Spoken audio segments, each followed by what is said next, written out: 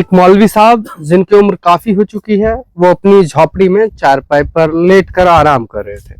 अचानक से एक महिला कलेक्टर की गाड़ी वहां आकर रुकती है और महिला कलेक्टर गाड़ी में से उतर के सीधा झोपड़ी की ओर चलती हैं।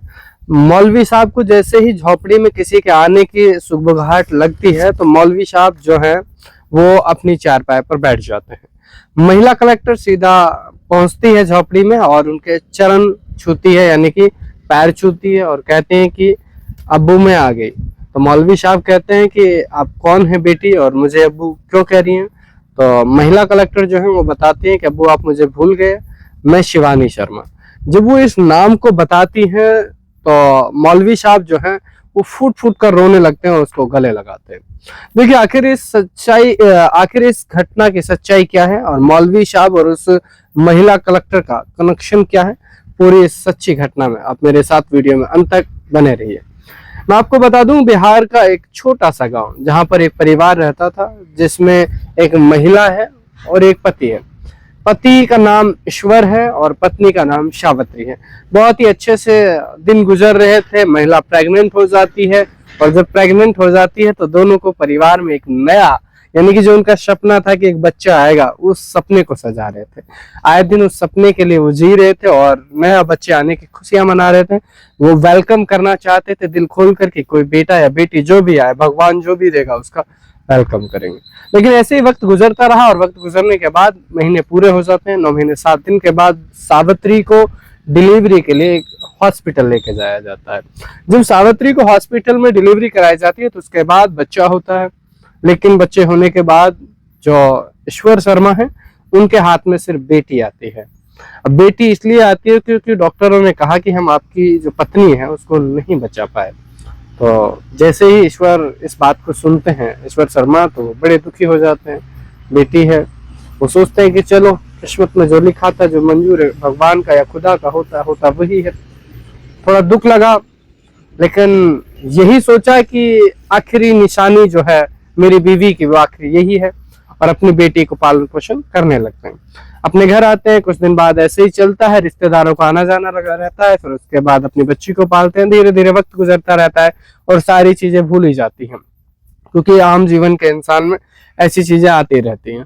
अब जीवन इसी तरह चल रहा था। बेटी का नाम शिवानी रखा था। शिवानी पढ़ने में बहुत अच्छी थी। जब उन्होंने स्कूल में एडमिशन लिया तो कुछ वक्त जैसे गुजरते गए, लगभग वो सेकंड से ही टॉप आना शुरू कर रही थी।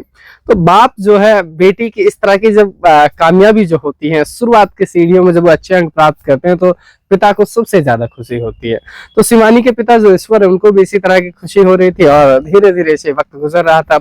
8th क्लास में भी टॉप किया। फिर ऐसा वक्त आया कि उन्होंने एग्जाम दिए 10th क्लास के। 10th क्लास के एग्जाम दिए और फिर उसी परिवार पर एक दुखों का पहाड़ फिर टूट गया। एक हादसा होता है जिसमें शिवानी जो है अपने पिता को भी गंवा देती है। शिवानी का जब पिता चला जाता है, उसको पता लगता है, तो जैसे वो हादसा की जानकारी उसको मिलती है तो फुट फुट कर रोने लगती है। और आखिरी जो सहारा था वो पिता था, वो भी आखिर उसको छोड़ के चला गया। बार बार शिवानी कहती है कि भगवान तो मेरे से चाहता क्या है, मैंने तुम्हारा बिगाड़ा क्या है, क्यों मेरी इस तरह की परीक्षाएं ले रहे हैं। बचपन में मेरी माँ को ले लिया, फिर अब मैं कुछ होने या बनने लायक बन रही हूँ या मैं कुछ आगे बढ़ रही हूँ तो अब आपने मेरे पिता को छीन लिया। डकार डकार के रोती है बड़े दुख के साथ। और बड़ी दुख, मतलब देखिए आप भी जब सुन रहे हैं तो शायद आपको भी इस बात का दुख लग रहा होगा कि जब माँ को खोया, आज वक्त में पिता को भी खो दिया। वक्त गुजरा, फिर पिता के इस दुख के बाद होता यह है कि रिश्तेदार इकट्ठे होते हैं। फिर उसके बाद ये फैसला लिया जाता है कि 13वीं पे कि आखिर शिवानी के पास कौन रहेगा या फिर शिवानी किसके पास रहेगी। ये फैसला होता है। फिर उनकी एक बुआ है, वो कहती है कि शिवानी मेरे पास रहेगी। अब शिवानी की जो पढ़ाई की जिम्मेदारी वो मैं लेती हूँ। उसके बाद वक्त ऐसे ही चला और वो शिवानी जो है अपनी बुआ के घर आ गई। वहां से अपनी बुआ के पास रहने लगी। कुछ वक्त के बाद बुआ ने क्या कहा, बुआ ने भी अपने रंग दिखला दिए, क्योंकि देखिए जिसका खुदा रूठ जाता है इंसान उससे पहले रूठ जाते हैं। अक्सर ये आपने फिल्मों में भी देखा होगा, अक्सर कर ये कहानियां सुनी होंगी, जिसका खुदा कई बार रूठ जाता है तो लोग उससे जरूर मुंह फेर लेते हैं। ऐसे ही शिवानी के साथ हुआ। शिवानी ने एग्जाम दिए थे, लेकिन उसके बाद जब कुछ वक्त बाद उनका रिजल्ट आया तो उन्होंने डिस्ट्रिक्ट टॉप किया। तो जिला टॉप किया तो शिवानी ने ऐसे ही पता किया कि उनका रिजल्ट आ गया और उसको जानकारी मिली तो बेहद खुश हुई। उन्होंने अपनी बुआ को बताया। बुआ से उन्होंने कहा कि बुआ मैं जो है पढ़ना चाहती हूँ, मैंने डिस्ट्रिक्ट टॉप किया है। अब बुआ जो है वो सिर्फ और सिर्फ ना उसे पढ़ाने के लिए लेके आई थी, वो सिर्फ काम करवाने के लिए लेके आए थे। बचा कुचा उसको खिलाया जाता, काम उसको कराया जाता, सारे काम जो है वो शिवानी करती थी। झाड़ू हो, पोछा हो, खेत से कुछ लाना हो, उनके भैंस जो है, ढोर जो है, पशु जो है, उनके लिए भी वही सब करती। अब इस तरह का जीवन, लेकिन शिवानी करे तो क्या करे। शिवानी ये सोचती कि देखिए जो खुदा ने लिखा है, जो भगवान ने लिखा है वो मंजूर है। जो जीवन आज वो जी रही है उसके लिए वो क्या कर सकती है। अब वो कहीं जा नहीं सकती, जाए तो क्या करे, कहाँ जाए, क्योंकि उसके पास कोई आखिरी रास्ता नहीं है। वो कमा नहीं सकती, फिर आखिरी कोई घर नहीं है, उसके पास कोई ठिकाना नहीं है। अब जो दिया जा रहा है वो उसमें खुश भी थी, लेकिन खुश के साथ जब रिजल्ट आया उसके बाद वो बड़ी दुखी होने लगी। जब उन्होंने बुआ से कहा कि बुआ मुझे पढ़ना है, तो वो बताती है कि मेरे पापा जो है वो मुझसे अक्सर कर एक ही बात कहा करते थे कि आप जिंदगी में बड़ी अफसर बनोगे। तो वही बात उनके बाद रिपीट होती रहती। तो अपने बुआ को बताते हैं कि बुआ देखो मेरे पापा का ये सपना था कि आप एक दिन बड़े जो है अफसर बनोगी, तो मैं चाहती हूँ कि मैं पढूं और आगे पढ़ने के बाद अपने इस पापा के आखिरी सपने को पूरा करूं। तो उनकी बुआ कहते हैं कि एक बात बताओ, अगर तुम पढ़ोगे तो ये घर का काम कौन करेगा, ये भैंस के लिए चारा कौन लेके आएगा, पशुओं के लिए चारे के बाद खेत में काम कौन करेगा, और इस घर की साफ सफाई का काम कौन करेगा। अगर तुम पढ़ना चाहोगी, तुम पढ़ाई करोगी तो इस घर का क्या होगा। इस तरह का जब जवाब बुआ से मिलता है तो शिवानी और ज्यादा टूट जाती है। अब इस बात को सुनने के बाद शिवानी अपने आप को एक कमरे में बंद कर लेती है, फूट फूट कर रोती है और अपनी किस्मत को और खुद को कोसती रहती है। अब कोई और दूसरा चारा नहीं। अब मसला ये भी था कि जो उसके गांव की जमीन थी उसको भी बुआ ने बेच दिया, और बुआ ने बेचने के बाद उसके पैसे जो है अपनी जेब में रख लिए। कहा एक पड़ोस वाले चाचा को बेचा कि मैं शिवानी की जो है आगे की पढ़ाई और शिवानी के जीवन को जो आगे बनाने के लिए या उनकी शादी के लिए सब कुछ मुझे करना है, तो ये जमीन के पैसे आप मुझे दे दीजिए। अब इस तरह बात हुई तो वो बात खत्म। अब शिवानी के पास था ही नहीं, ना घर बचा ना माँ बाप रहे। एक भुआ थी जो भुआ उसके ऊपर अत्याचार कर रही थी। वो अत्याचार सहे जा रही थी। इसी तरह लगभग 1 साल गुजर गया। शिवानी रोती रही, रोते बिलखते रही। फिर दोबारा से उन्होंने मन को समझाया कि फिर क्या करें, नहीं पढ़ा रहे तो कोई बात नहीं। लेकिन उसके मन में हर दिन, हर रात, हर शाम एक सपना होता है कि उसने सोच रखा था कि एक दिन तो बड़ा अफसर बनना है। उनके पापा कहा करते कि बेटी तुम एक दिन बड़ा अफसर बनोगी। तो इस तरह एक दिन ये होता है कि जब रोते रोते बंद कमरे में रोते अपने आप से थक जाती है तो कोई बात नहीं, सुबह होती है फिर अपने काम करने लगती है। एक दिन उसकी बुआ और फूफा किसी काम से बाजार चले जाते हैं। जब वो दोनों बाजार चले जाते हैं तो शिवानी घर पर अकेली रह जाती है। अब शिवानी को घर से भागने का इससे अच्छा और इससे सुनहरा मौका जीवन में कभी नहीं मिला था। शिवानी सोचती है कि सुन शिवानी, अगर आज तू इस घर से भाग गई तो अपने कैसे भी रह लेगी, कुछ भी कर लेगी, कुछ भी करना पड़े अपना जीवन काट लेगी। लेकिन अगर तू इस घर में रही तो तेरे पिता का जो सपना है वो उसे तू कभी पूरा नहीं कर पाएगी। शिवानी अपने आप से बतियाती और बात करती, बात करने के बाद अपने मन में ठान लेती और वो वहां से बैग पैक करती और घर से निकल जाती है। वो रेलवे स्टेशन पहुंचती है। रेलवे स्टेशन के बाद वो गाड़ी में बैठ जाती है। गाड़ी में बैठ गई, शिवानी ने घर छोड़ दिया। अब उसको कोई टौर ठिकाना नहीं, उसे नहीं पता कि कहाँ जाना है, कहाँ आना है, क्या करना है, क्या नहीं करना है, कोई पता नहीं। बस वो रेलवे स्टेशन में गाड़ी में बैठी और गाड़ी का भी नहीं पता कि वो कहाँ जाएगी। चलती रही गाड़ी, लोकल ट्रेन में बैठी। जैसे ही वो वहां से बैठी तो उसके बाद एक कम सवारी थी उसमें, तो एक लड़के की नजर उस लड़की पर पड़ती है। देखिए 10वीं की है तो आप समझ सकते हैं कि लगभग उम्र जो है वो 16 साल के आसपास है। और एक 16 साल की एक बच्ची, एक लड़की, अगर आप उसे लड़की के तौर पे देखें तो आप समझ सकते हैं कि यंग है। तो एक लड़के की नजर पड़ती है और उसमें गलत नजरें पड़ने लगती हैं। वो उस लड़के की नजरों को शिवानी जो है जल्दी समझ जाती है कि आखिर इसकी नजरें जो है वो क्या कह रही हैं, क्या बयां कर रही हैं। तो शिवानी उस चीज को समझ तो जाती है लेकिन घबरा जाती है। फिर अब शिवानी करे तो क्या करे। फिर उसके बाद इस तरह चलता रहता है। अगला स्टेशन आता है तो उसमें 3 लड़के और चढ़ जाते हैं। वो उस लड़के ने फोन करके बुलाए थे, वो उसके दोस्त थे, और वो शिवानी की ओर इशारा करते हैं। तो इशारा करते हैं तो शिवानी उनके इशारे को समझ जाती है और वो भी डर के मारे वहां से ट्रेन से उतर जाती है। उनका इशारा समझने के बाद वो लड़के उसका पीछा करते हैं। लड़की भागते भगाते, शाम का वक्त था। अब शाम का वक्त था तो वो किसी गांव में एंटर कर जाती है। उसके बाद वो छुप जाती है एक मस्जिद में जाकर। जब वो मस्जिद में छुप जाती है तो ऐसे धीरे धीरे वो लोग वहां उसको ढूंढते हैं। लेकिन वो चारों लड़के जो है जो उसको पीछा कर रहे थे वो उनको लगातार ढूंढते रहते हैं, लेकिन वो लड़की एक जगह छुप जाती है। कई घंटे हो जाते हैं। फिर शाम का जब वक्त होता है, रात्रि का सब जब वक्त हो जाता है, तो एक बूढ़े आदमी जो है वो वहाँ आते हैं, जो कि कहते हैं कि नमाज पढ़ने आते हैं। नमाज पढ़ने आते हैं तो उनको शक होता है कि कोई है यहाँ पे, तो वो कहते हैं कि कौन है कौन है। तो फिर वो लड़की निकल के आती है, तो उन लड़कों को भी सुन जाता है। लेकिन जब उन लड़कों को सुन जाता है तो ये रहता है कि जब एक आदमी की आवाज़ आ रही है, मस्जिद है, शायद और भी आदमी होंगे, तो इसलिए वो लड़के अपने कदम पीछे हटा लेते हैं। तो वो लड़की जो है, जो शिवानी है, वो उस मौलाना की या फिर जो नमाज पढ़ने आए बूढ़े आदमी है, उसकी आवाज़ सुन के उसके पास जाती हैं, उसको बताती हैं कि ऐसा ऐसा है, मेरे पीछे जो है रेलवे स्टेशन से ही 4 लोग लगे हैं, मैं ट्रेन में बैठी थी और इस तरह से मेरे साथ ये किया जा रहा है। तो कहते हैं कि ऐसा कुछ नहीं होगा, आप घबराओ मत। तो उसको सांत्वना दिलाते हैं और उसको बैठाते हैं। फिर जो है वो वहाँ देखते हैं तो वो लड़के भाग चुके थे, वहाँ से जा चुके थे। तो उसके बाद वो पूरी दास्तां जो है शिवानी उसको बताती है कि मेरे पिता थे और मेरी मम्मी थी और मेरा जन्म हुआ, मेरी माता नहीं रही, कुछ वक्त बाद मेरे पिता नहीं रहे जब से मैंने 10वीं की है। और उसके बाद जो है मैं अपनी बुआ के रही, बुआ ने मुझे बहुत परेशान रखा, तंग किया, खाने को नहीं दिया। फिर लेकिन मेरे पिता का जो सपना था उसे पूरे करने के लिए मैंने आखिरकार यही चुना और घर को छोड़ना ये अच्छा समझा। तो जो मौलाना साहब है या फिर जो नमाज पढ़ने आए बूढ़े व्यक्ति हैं, वो उनसे कहते हैं, देखिए बेटी, जो आज हुआ है ये कल को भी होगा। आपको एक घर की ज़रूरत है, एक सहारे की ज़रूरत है। आप अगर बुरा ना माने तो आप मेरे घर रह सकती हैं, आप मेरी बेटी की तरह रह सकती हैं। तो शिवानी भी इस बात पे एग्री हो जाती है, क्योंकि शिवानी का ना कोई ठौर था, ना ठिकाना, ना घर था, ना बाहर था। जो उसके गांव वाली जगह थी उसको भी उसकी बुआ ने बेच दिया था, तो कुछ भी नहीं था। और अब उसे ये भी नहीं पता कि गांव को जाऊं तो जाऊं कैसे, कोई सहारा नहीं। तो वो इस बात पे एग्री हो जाती है और वो उस मौलाना साहब के साथ रहती है। मैं आपको बता दूं, वो उसे अब्बू कहकर बुलाती थी, वो उसे पीटी कहकर बुलाता था। उसकी उम्र लगभग 55 साल थी और शिवानी लगभग, अभी जो है उन्होंने 10वीं के एग्जाम दिए थे कुछ वक्त पहले, 1 साल होते, लगभग 17 साल की शिवानी हो चुकी थी। अब शिवानी जो है वो उनसे बातचीत करती और अब्बू कहती, और वो धीरे धीरे पढ़ाई करती और अपने उनका जब एडमिशन दिलवा दिया तो उसमें दिमाग इतना तेज था कि वो हर एक टेस्ट में पास होती और अच्छे नंबर लेके आती। तो उसकी चर्चाएं होती रहती थी। फिर उसके बाद उसने 12वीं का टेस्ट दिया।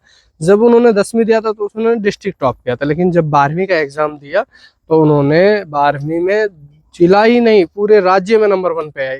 तो उसके जो अब्बू हैं, यानी कि जो बूढ़े व्यक्ति हैं, मौलाना साहब हैं, उनके साथ उन्होंने खुशियां मनाई। दोनों ने एक साथ रहकर खुशी मनाई, वो भी कि मेरी बेटी आज पास हो गई। जो उसको अपनी बेटी मानता था, तो गांव के लोगों ने भी हैरत में आ गए कि यार कैसे हो सकता है, कैसे कर लिया, और इतनी टैलेंटेड लड़की। तो सब लोगों ने उसकी वाहवाही जो है चर्चा की और खुशियां मनाई। उसके बाद जो है वो कहते हैं कि अब अब्बू मुझे शहर में जाना है और आगे की पढ़ाई करनी है। तो उसके जो अब्बू हैं, यानी कि वो मौलाना साहब, उसको पैसे का इंतजाम करते हैं और पैसे का इंतजाम करके उसको भेजते हैं और उसको कॉलेज में एडमिशन, दाखिला जो है वो दिलवा देते हैं। और कहते हैं कि बेटी देखिए, जब भी आपको पैसे की जरूरत पड़े तो हिचकना मत, मैं आपको पैसे भेजूंगा, कैसे भी करके आपको आगे पढ़ाऊंगा, तो आपको चिंता नहीं करनी है। तो वो देखिए, जिस तरह एक बेटी होती है, पैर छू के आशीर्वाद लेके वो चली जाती है और अपना पढ़ना शुरू कर देती है। और जब एडमिशन वहाँ हो जाता है, वहाँ चली जाती है, तो वो सोचते हैं कि क्यों अब्बू को परेशान किया जाए, क्यों बर्डन दिया जाए, क्यों ना खुद से कुछ कमा लिया जाए। तो वो इस सोच में वो घर से, यानी कि कॉलेज से निकलती हैं। कॉलेज से जाने के बाद वो एक जगह देखती हैं, एक होटल है, एक होटल पे जाती हैं। तो वहाँ जो होटल के मालिक हैं वो उनको निहारते हैं। जो होटल के मालिक उनको पहले निहारते हैं, फिर पूछते हैं कि बताइए क्या काम है लड़की। तो वो कहते हैं, जो शिवानी है, कहते हैं कि देखिए चाचा जी, मुझे ऐसा काम है बाबूजी कि मुझे काम की ज़रूरत है, मैं अपने पढ़ाई के लिए पढ़ाई कर रही हूँ और मेरे पास कोई सहारा नहीं है। और उसके साथ साथ वो जो उसके अपनी पूरी दास्तां बताती है कि देखिए मेरे साथ ये हुआ, मेरे माता पिता गुजर गए, मेरे पापा का सपना था कि मैं एक दिन एक बड़ी अफसर बनूं, तो मुझे बड़ी अफसर बनना है और बड़ी अफसर बनने के लिए मुझे पढ़ाई करनी है और उसके लिए मेरे पास पैसे नहीं है, तो मुझे यहाँ काम दे दीजिए। तो मैं आपको बता दूं, जो होटल के मालिक थे उनकी भी एक बेटी थी जिनको वो जिद्दोजहद से पढ़ा रहे थे, लेकिन उनकी बेटी जो है वो पास नहीं हो पाती थी। अब पास नहीं हो पाती थी तो लेकिन वो शिवानी में अपनी बेटी खोजने लगे। अपनी बेटी खोजते रहे तो उन्होंने कहा कि बेटी देखिए, तुम्हारी पढ़ाई का जो खर्च है, वो उस बात को सुन के भावुक हो गए और उसने कहा कि देखिए बेटी, तुम्हारी जो पढ़ाई का खर्च है वो मेरी जिम्मेदारी है और तुमको पढ़ाना मेरा काम है, तो आप चिंता ना करें। जब आपका मन करे काम करने का वो काम कर लिया करें छोटा मोटा, बस अपनी पढ़ाई को पूरा करें और अपनी पढ़ाई को दिल लगा के पढ़ें। इस तरह चलता रहा। उन्होंने अपने कॉलेज की पढ़ाई जो शुरू कर दी, वो वहाँ काम करती रही, ग्राहक आते थे, उनको काम जो भी छोटा मोटा होता वो करती और अपनी पढ़ाई करती। तो उसके साथ साथ वो काम और पढ़ाई दोनों एक साथ कर रही थी। तो धीरे धीरे उन्होंने अपनी ग्रेजुएशन को भी पूरा कर लिया। जो होटल के मालिक थे उसके परिवार में भी एक बेटी थी, एक उसकी पत्नी थी, एक खुद था, मतलब बहुत अच्छा उनका परिवार था। और उसकी बेटी भी उससे कुछ सीख लेती, तो वो बताता बार बार कि देख उन्होंने जिला टॉप किया है, फिर उसके बाद स्टेट टॉप किया है, इसे सीख लेनी चाहिए, बेटी ऐसी होनी चाहिए।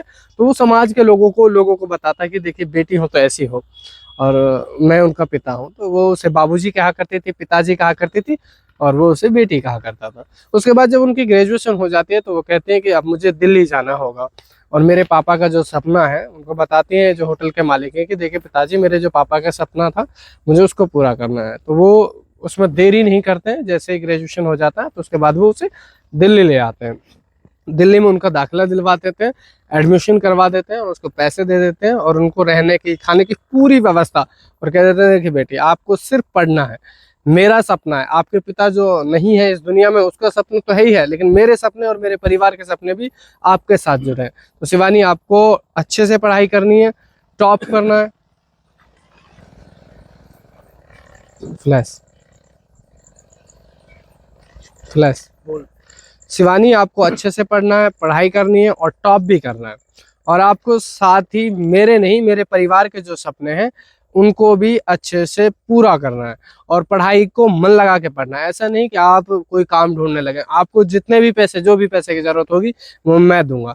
तो वो कोचिंग करती है, कोचिंग के बाद वक्त बीतता है, वक्त बीतने के बाद वो जो है आईएएस का टेट जो है उसको क्लियर करती है। फिर उसके बाद जेईई मेंस को निकालने के बाद वो सीधा जो है टेट निकालती है। टेट निकालने के बाद एग्जाम देने के बाद उनकी इंटरव्यू होता है, इंटरव्यू को भी क्लियर करते हैं। इंटरव्यू क्लियर हो जाने के बाद जो है वो उनको अपना एक जो है सीधा उनका ज्वाइनिंग हो जाता है। ज्वाइनिंग के बाद उनकी ट्रेनिंग चलती है, ट्रेनिंग के बाद उनको अपना एक जिला मिल जाता है।